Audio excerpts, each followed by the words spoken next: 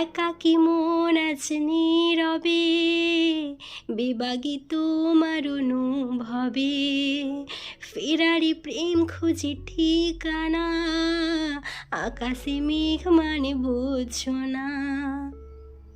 আমি তো ভালোবাসি তোকে পর্ব 42।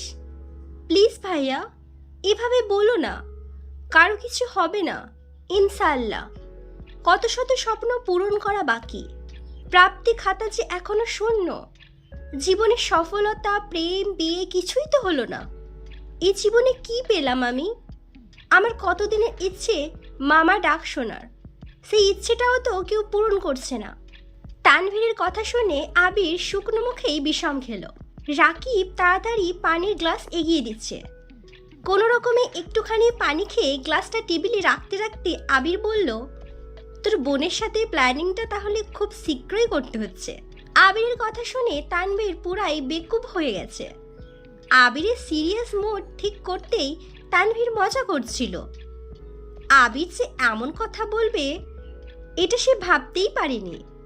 রাকিব ঠাট্টার স্বরে বলল, প্রেম বিয়ের খবর নেই, ডিরেক্ট বাপ হওয়ার ধান্দা।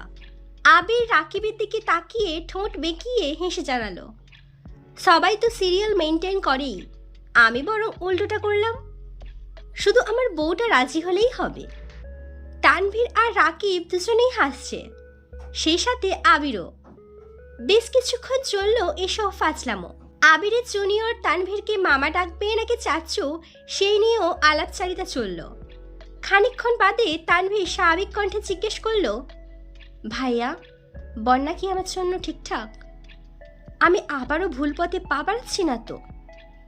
দেখ ভাই, সিদ্ধান্ত নেওয়ার ক্ষমতা আমাদের আছে, কিন্তু সেই সিদ্ধান্ত সঠিক না ভুল তা বলার ক্ষমতা আমাদের নেই।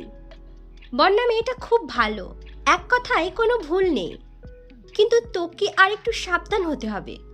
আমি জানি তুই ওর জন্য নিজেকে প্রতিনিয়ত পরিবর্তন করার চেষ্টা করছিস, তারপরও একটু কেয়ারফুল থাকিস।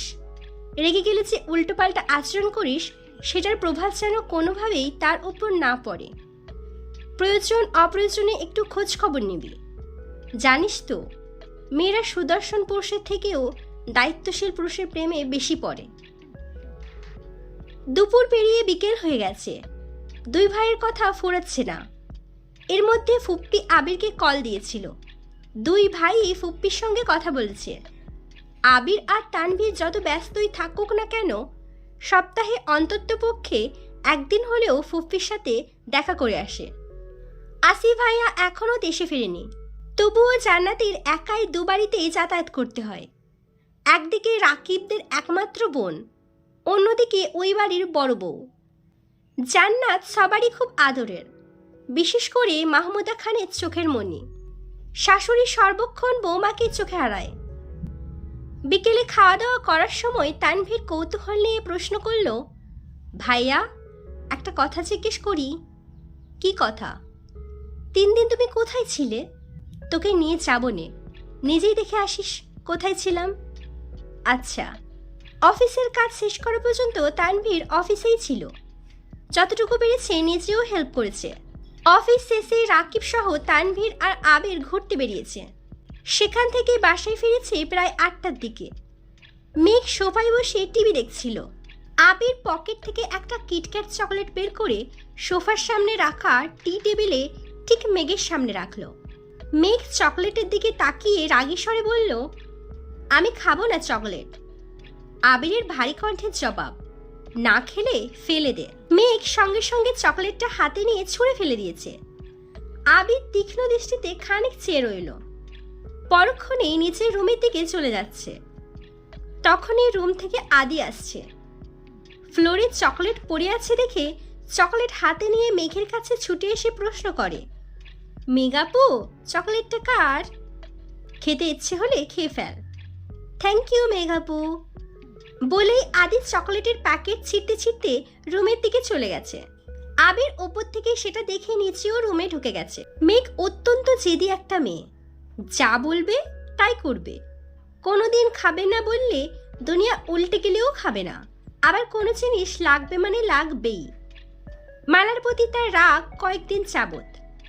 ওই দিন রাতে কল দেওয়ার পর থেকে সেই রাগ এখন কন্ট্রোলহীন হয়ে গেছে। রাত 12টার পর কোনো মেয়ে কারণ ছাড়া কোনো ছেলেকে কল দেয় না। যদি এমনটাও হয় যে আবির মালাকে পছন্দ করে না, এমনকি তার হাতে আসিক নামটাও আবিরই লিখেছে, তবে কেন মালা আবারও আবিরকে কল দিবে? আর আবিরই বা কেন মালাকে ব্লক করছে না? মূলত এই জিতেই মেঘ এমন আচরণ করছে। 9:30 নাগাদ তানভীর বন্যার নাম্বারে কল দিয়েছে। দুবারের বেলায় কলটা রিসিভ হলো। বন্যা সঙ্গে সঙ্গে সালাম দিয়েছে। তানভীর সালামের উত্তর দিয়ে কিছুটা রেগে প্রশ্ন করলো, তোমার চোখে কি কোনো সমস্যা আছে? কই না তো। কেন? তোমাকে কয়েক ঘন্টা আগে ফ্রেন্ড রিকোয়েস্ট পাঠিয়েছি, দেখোনি? নাকি অ্যাকসেপ্ট করার প্রয়োজন মনে করনি? বন্যা তৎক্ষণাৎ ফোন কেটে দিয়েছে। আরও 2 ঘন্টা আগেই দেখেছে তানভীর রিকোয়েস্ট পাঠিয়েছে, এমনকি তানভীরের আইডি ঘুরেও দেখেছে। বন্যা ইচ্ছে করেই অ্যাকসেপ্ট করেনি। এমনিতেই যেভাবে শাসন করে, সেখানে ফ্রেন্ড লিস্টে অ্যাড করলে সব কিছুতে নজরদারি করবে, এই ভয়েই অ্যাকসেপ্ট করেনি। কিন্তু এইভাবে কল দেওয়াতে বন্যা তাড়াতাড়ি গিয়ে অ্যাকসেপ্ট করে দিয়েছে। কিছুক্ষণ পর তানভীর আবার কল করেছে। কল রিসিভ করতেও বন্যার এখন হাত কাঁপছে। ভয়ে ভয়ে রিসিভ করেছে। তানভীর এবার স্বাভাবিক কণ্ঠে বলল, কল কেটেছ কেন? অ্যাকসেপ্ট করেছি। ওকে, কোথায় আছো? নানু বাড়িতে। তোমার নানু কেমন আছেন? এখন কিছুটা সুস্থ, দোয়া করবেন। ফি আমানিল্লাহ। রাতে খেয়েছো? জি, আপনি? হ্যাঁ। আচ্ছা রাখি এখন। এই শোনো। জি ভাইয়া। আবার ভাইয়া? সরি, মুখ ফুসকে বেরিয়ে গেছে। বলুন। আই এম সরি, দুপুরে তোমার সাথে রাগ দেখানোটা একেবারেই উচিত হয়নি। কিছু মনে করো না প্লিজ, মেজাজ একটু গরম ছিল। বন্যার অক্ষি চুগল প্রশস্ত হয়ে গেছে। হাঁ হয়ে রুমের দেয়ালে চেয়ে আছে। স্বয়ং তানভীর খান তাকে সরি বলেছে, এটাও ভাবা যায়? ছোট থেকে মেঘ আর বন্যা তানভীরের কম ধমক খায়নি, সেসব এখন অতীত। স্কুল কলেজের গণ্ডি পেরিয়েও দুজনেই এখন ভার্সিটির স্টুডেন্ট। মেঘ আর বন্যার আচরণে যেমন পরিবর্তন এসেছে, তেমনি তানভীরের আচরণেও অনেক পরিবর্তন এসেছে। তবে আজকে সরি বলাটা বন্যার কাছে অকল্পনীয় বিষয়। তানভীরের সঙ্গে কথা শেষ করেই মেঘকে কল দিয়েছে।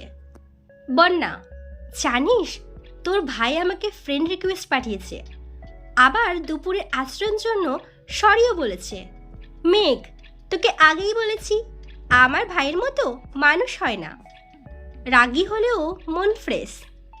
বন্যা, কিসের ফ্রেশ? তোর ভাইয়ের আইডিতে ঢুকছিলাম, লাস্ট কয়েকদিনের পোস্ট পড়ে আমি এখন কোমায় যাওয়ার রাস্তা খুঁজছি। মেঘ, ও মা, কেন?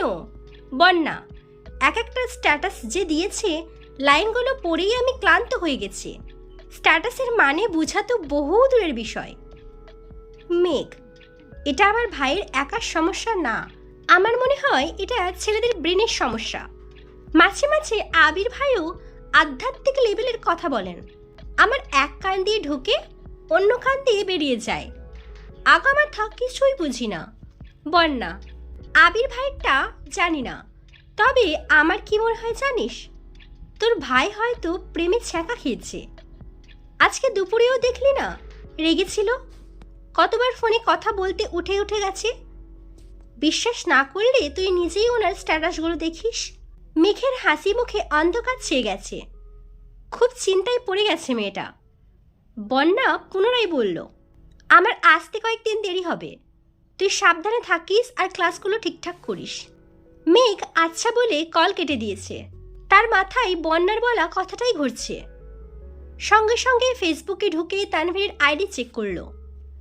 বেশ কয়েকটা পোস্টে আবির ভাই আর রাকিব ভাইয়ের কমেন্টও আছে। মেঘ সেসব কমেন্টও পড়েছে বিষয়টা বোঝার জন্য, কিন্তু কিছুই বুঝতে পারছে না। মেঘের শরীর ঘামছে, চোখে মুখে চিন্তার ছাপ।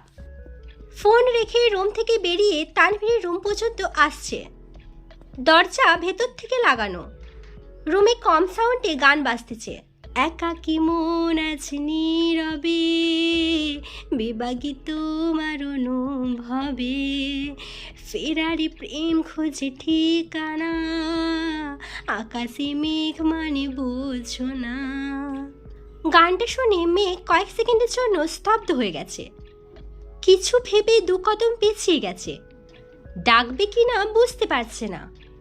মনে অশান্তির ঝড় চলছে। চলে যেতে নিয়ে পুনরায় এসে দরজায় ডাকলো। ভেতর থেকে তানভীর প্রশ্ন করে, কে? আমি। দরজাটা খুলো।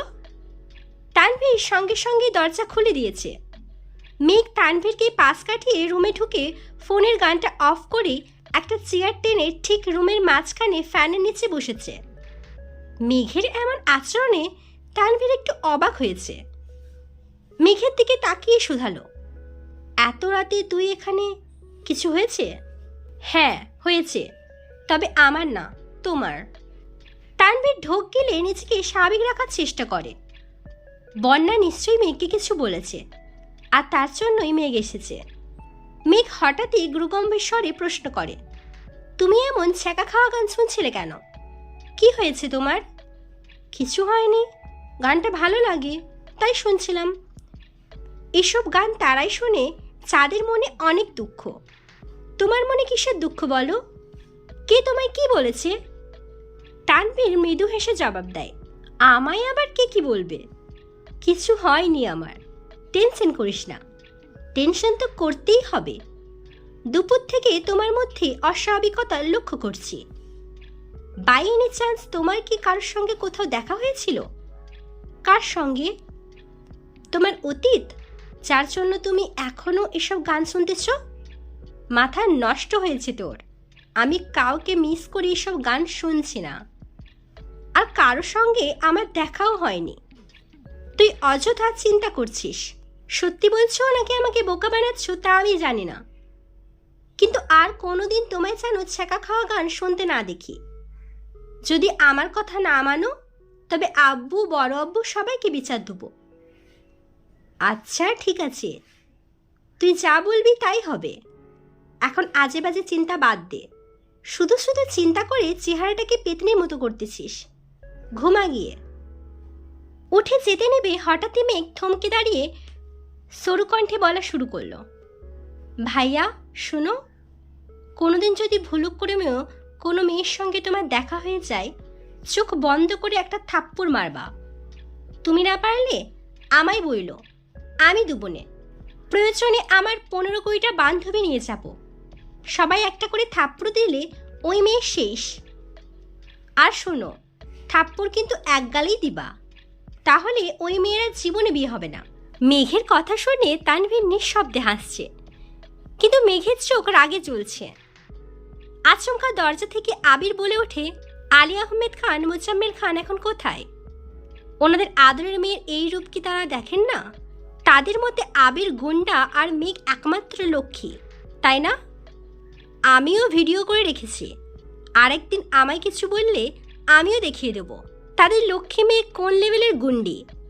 মেঘ চোখ গোল গোল করে আবিরের দিকে তাকিয়ে আছে। আবির মিটিমিটি হাসছে।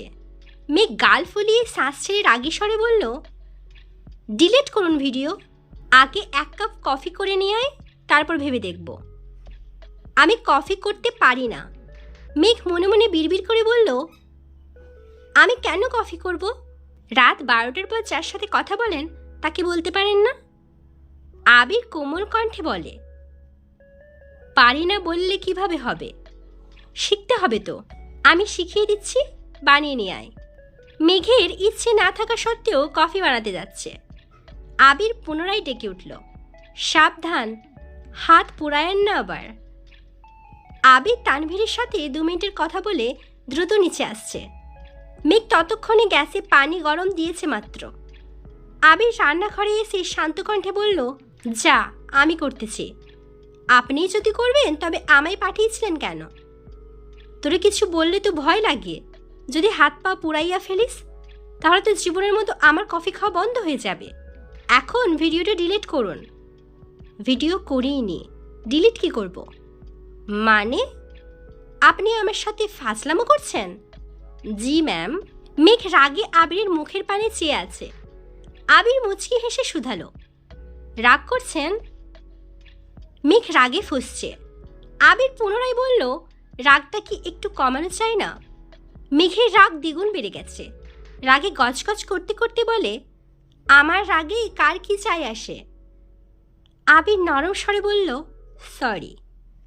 মেঘ ভেঙচি কেটে চলে যেতে নিলে আবির ডেকে বলে, কাল বিকেলে রেডি থাকিস, একটা জায়গায় নিয়ে যাব। আমি যাব না। কেন? আমার কোথাও যাওয়ার মুড নেই, তাও আবার আপনার সাথে। ঠিক আছে, আমার সাথে না গেলে তানভীরের সঙ্গে যাস। কারোর সাথেই যাব না। না গেলে কিন্তু স্পেশাল কিছু মিস করবি। মিস যদি না করতে চাস তাহলে কালকের জন্য রাগটা পাশের বাড়িতে রেখে তানভীরের সঙ্গে চলে যাস। আমি যাব না মানে যাবই না। মেঘ রাগে কটমট করতে করতে চলে যাচ্ছে। আবির পেছন থেকে আবারও ডেকে বলে, ভেবে দেখিস রাগটা পাশের বাড়িতে রাখা যায় কিনা। মেঘ আর পেছন ফিরে তাকায়নি। বিড়বিড় করে বকতে বকতে রুমে চলে গেছে। সকাল থেকে আবির আর তানভীর বাসায় নেই। অফিসও 3 দিনের ছুটি, কিন্তু দুই ভাই ভোরবেলা না খেয়ে বেরিয়ে পড়েছে। তানভীর ঠিক 2টার সময় বাসায় ফিরেছে।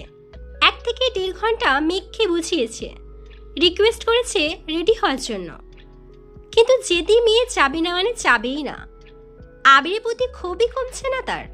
আবির ভাইকে দেখলে একটু আধটু প্রেমানুভূতি চাকলেও তানভীরের কথা মনে পড়তেই সব কিছু ভুলে যায়। তানভীর ভাইয়ের মতো তার জীবনটাও না এমন হয়।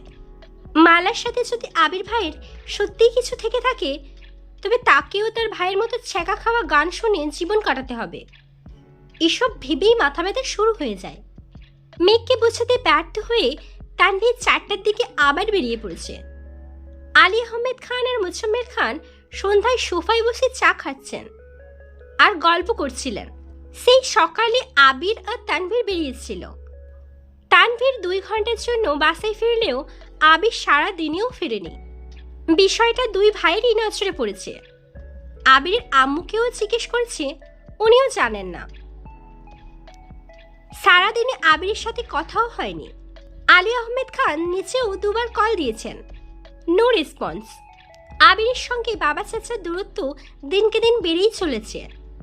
আবির টাইম মতো অফিসে যায়, নিজের কাজও ঠিকঠাক মতো করে, সেই সাথে বাবা চাচার কাজও একা হাতে সামলায়। কাজের বাহিরে 10 মিনিটের জন্য ওনাদের সাথে বসে না, 1 কাপ চা পর্যন্ত খায় না, প্রয়োজনের বাহিরে কোনো কথা বলে না।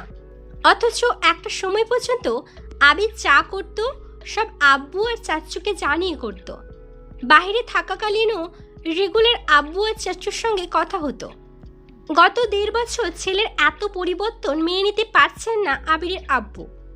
প্রায় দুই ভাই এই বিষয় নিয়ে কথা বলেন, কিন্তু এর কোনো সমাধান পান না। রাত 9টার দিকে আবির কয়েক বক্স মিষ্টি নিয়ে বাসায় আসছে।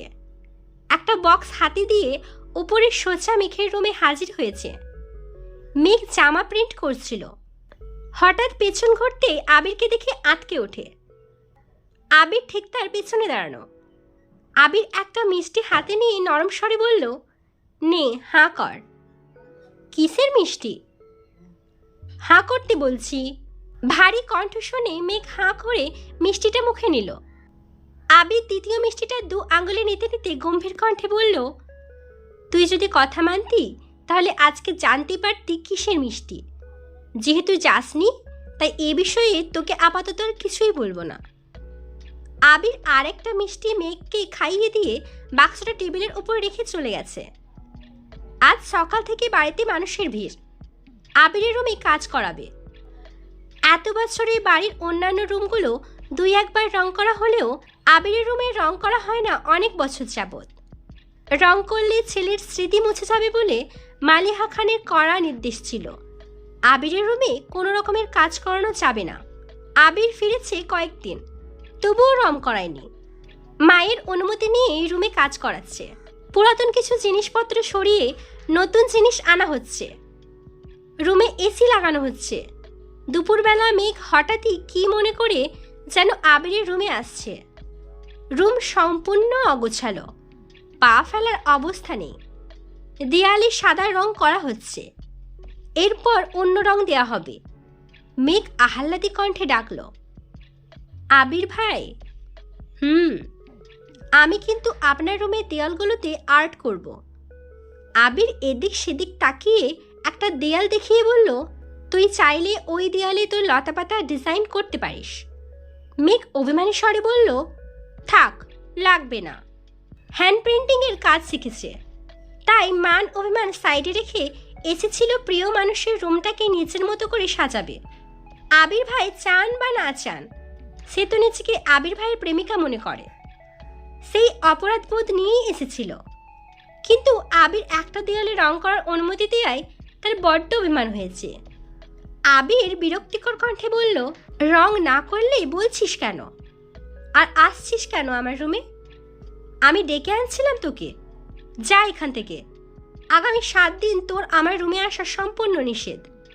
যদি ভুলেও আমার রুমে আসার চেষ্টা করিস তাহলে তোর খবর আছে। রুমে কয়েকজন মিলে রং করছিল। সবার সামনে এমনভাবে কথা বলায় মেঘ খুব অপমানিত হয়েছে। কাঁদতে কাঁদতে বলে, আপনার রুমে আসছি বলে কি মহাভারত অশুদ্ধ হয়ে গেছে? হ্যাঁ হয়েছে, একদম কাঁদবি না, যা এখান থেকে। মেঘ কাঁদতে কাঁদতে বেরিয়ে যেতে নিলে, কিসের সঙ্গে হোঁচট খেয়ে পড়তে নিলে নিজেকে সামলাতে এক হাত দরজায়, আরেক হাত সদ্য রং করা দেয়ালে রেখে কোনো রকমে পড়ে যাওয়ার হাত থেকে বেঁচেছে। স্বাভাবিক হয়ে মেঘ পেছন ফিরে তাকিয়েছে। আবির যেন দেখেও না দেখার ভান করে আছে।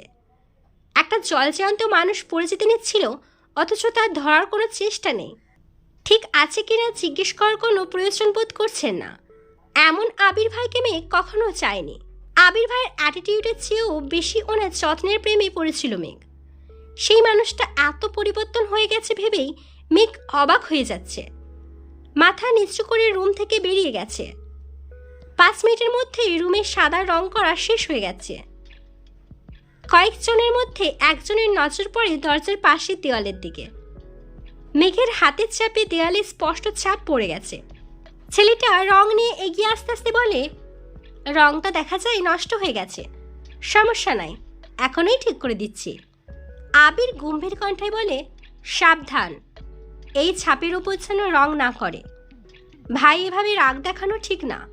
আপনার বোনের হাত বোধহয় ভুল দেওয়ালে লেগে গেছে, এখনো ভেজা আছে, রং দিয়ে দিলেই ঠিক হয়ে যাবে, কিছু বোঝা যাবে না। আবির মুচকি হেসে বলে, এই ছাপ ভুল করে হয়নি, আমি ইচ্ছে করেই করিয়েছি। এই রুমটা যার তার স্মৃতি তো আঁকতেই হবে। মেঘ যাওয়ার জন্য পা বাড়াতে যাবে, এমন সময় আবির পা বাড়িয়ে দিয়েছিল। আর আবিরের পায়ের সঙ্গে হোঁচট খেয়েই মেঘ পড়তে নিয়েছিল। ছেলেটা দাঁত কেলিয়ে হেসে বলে, ভাই, উনি কি আপনার ভালোবাসার মানুষ? হ্যাঁ। তাহলে এত রাগ দেখালেন কেন? কারণ আছে, তুমি কাজ করো।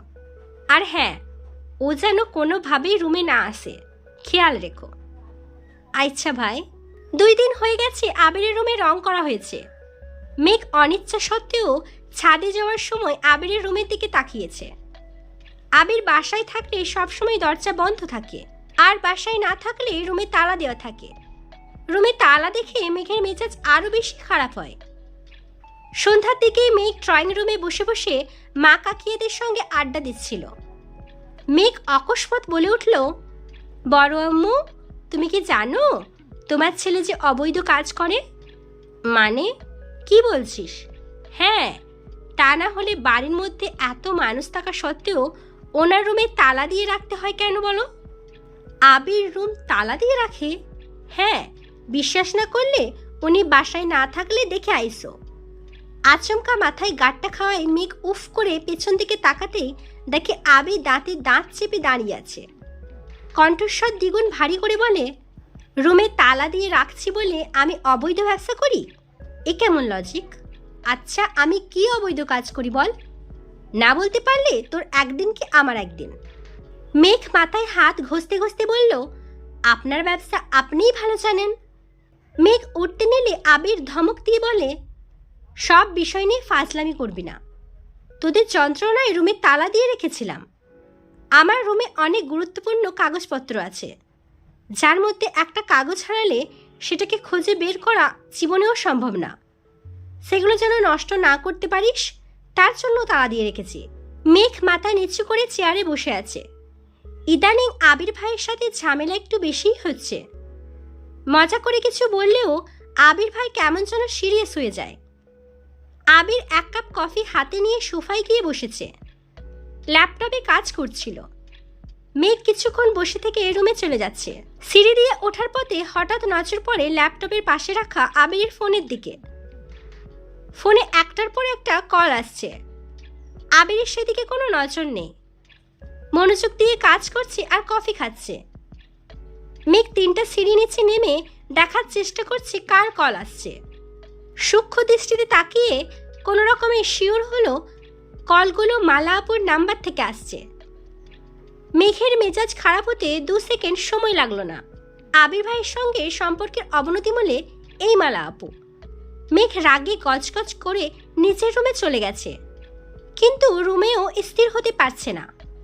একবার রুমের বেলকনিতে যাচ্ছে, একবার শুইতেছে, রুম থেকে বেরিয়ে সিঁড়ি পর্যন্ত এসে আবার রুমে চলে যাচ্ছে। কি করবে না করবে বুঝতে পারছে না। একবার রুম থেকে বেরিয়ে ব্যালকনিতে আসতেই নিচে নজর পড়ে সোফায় আবির ভাই নেই। ল্যাপটপ ফোন এমনিতেই পড়ে আছে। রান্নাঘরেও কেউ নেই। মেঘ দ্রুত সিঁড়ি দিয়ে নেমে আসে। ফোনের লক খোলা দেখে তাড়াতাড়ি করে কল লিস্টে ঢুকেছে। মালা আপুর নাম্বার থেকে মোট 35টা মিস কল এসেছে। তখনই ফোনে একটা মেসেজ আসছে। মেঘ মেসেজে চাপ দিতেই মালার নাম্বার থেকে আসা শত শত মেসেজ চোখের সামনে ভেসে ওঠে। যত ধরনের আবেগী প্রেমময় কথা আছে সবই বলেছে। এত মেসেজ পড়ার সময় নেই। লুকিয়ে আবির ভাইয়ের ফোন দেখছে। এই ভয়ে হাত কাঁপছে।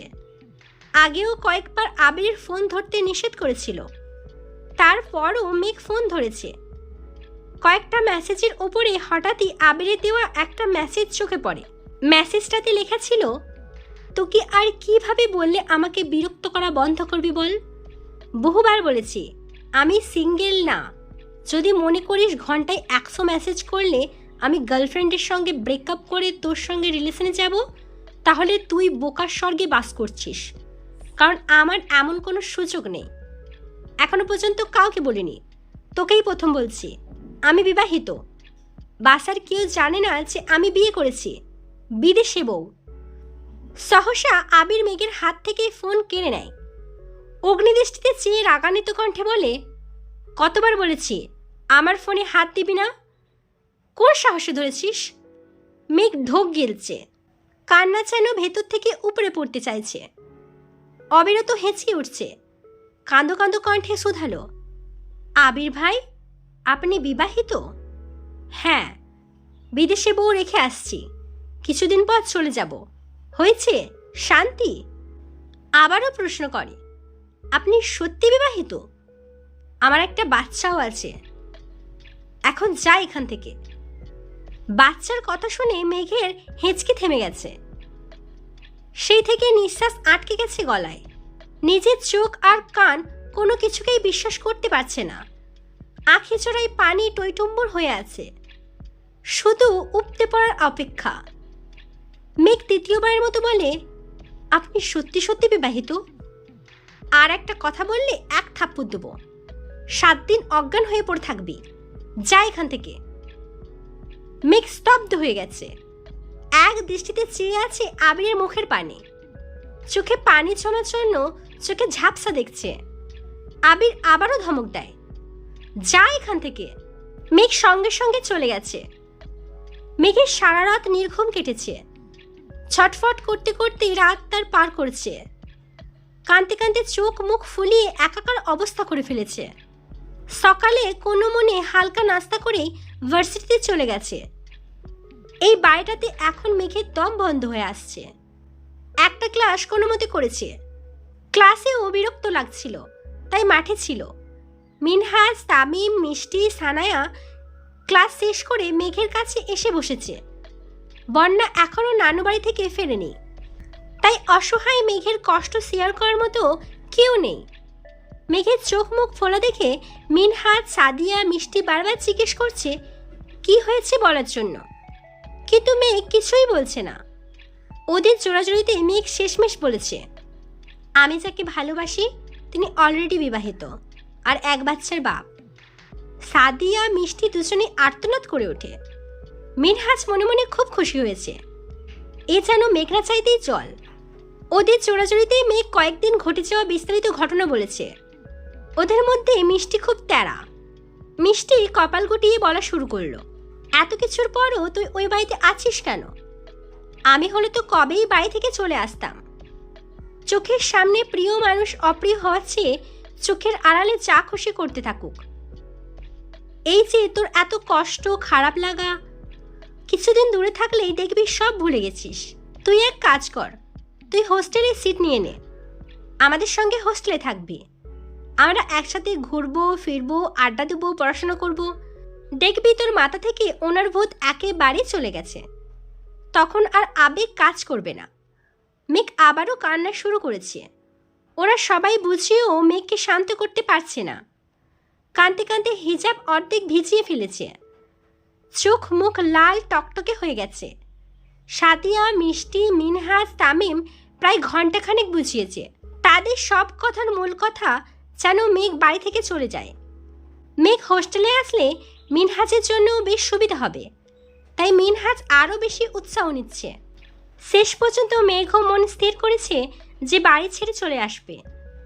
ভার্সিটি কোচিং করার সময় একবার মন স্থির করেছিল ভার্সিটিতে চান্স পেলে বাড়ি থেকে চলে যাবে, কিন্তু আবির ভাইয়ের আবেগে জড়িয়ে এতদিন বাড়ি ছাড়ার ইচ্ছে হয়নি।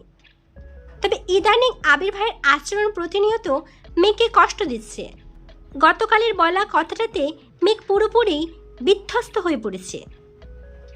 এমতো অবস্থায় তার পক্ষে একই বাড়িতে আবিরের মুখোমুখি চলাফেরা করা কোনোভাবেই সম্ভব না। তাই সিদ্ধান্ত নিয়েছে যে সত্যি হোস্টেলে চলে যাবে। স্যারের সাথে কথা বলে ফর্মও নিয়ে গেছে। এই ছিল আমিত্ব ভালোবাসি তোকে পর্ব 42।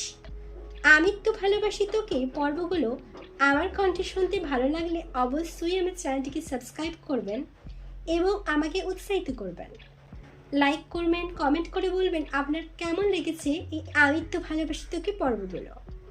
সুস্থ থাকবেন, ভালো থাকবেন, নিজের খেয়াল রাখবেন, আর হ্যাঁ, সাবস্ক্রাইব করতে ভুলবেন না। আল্লাহ হাফেজ।